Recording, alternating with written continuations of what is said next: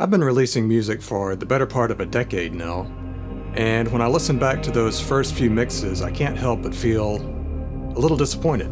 Now, at the time, they were the very best that I could achieve, but now they seem a little amateurish compared to my more recent work. That's natural. There can really only be one explanation for this phenomenon, and it's got to be the fact that I bought more gear. I'm using more hardware, I have more expensive equipment, I have an unfounded sense of self-importance because I landed on a couple Spotify playlists. There's just one flaw with that theory. While I have bought more hardware synthesizers and creative tools like Eurorack modules and effects pedals, I'm still using a second-generation Focusrite 18i20 interface and a 10-year-old pair of Mackie MR8s for monitoring. So how then have my mixes improved what I would consider drastically when I'm using some of the same tools that I used from the very beginning? I learned them really well. And here's the good news. You can too. And it's not going to cost you anything. Now, before anyone gets it twisted, what I didn't just say was that your room and your speakers were not important when you're mixing music. In fact, the combination of these two elements are probably the most important factors in getting a sound that you're happy with. If you've spent any time in forums with grumpy audiophiles, you know that sound and the way that we perceive it is pretty complicated. And if you're just starting out, that can be paralyzing. Since it's the internet, there's no shortage of individuals who will inform you of just how foolish you are simply for not knowing something yet. Now, if you're like me, maybe you just want to make music. And maybe you want to make your music sound as good as it possibly can, as good as it does in your head. Well, maybe I can help out.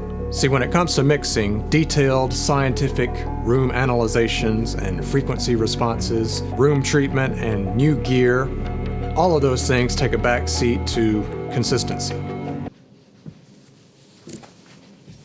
So let's start eliminating some variables. You need to know what a good mix sounds like from your mix position. So set up your speakers and stop moving them around every few days to find that perfect spot. If you have some room treatment, that's a bonus.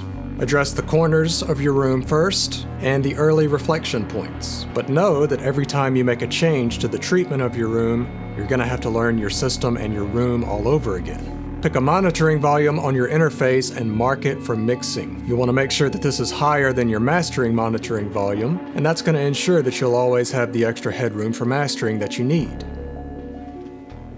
Hi.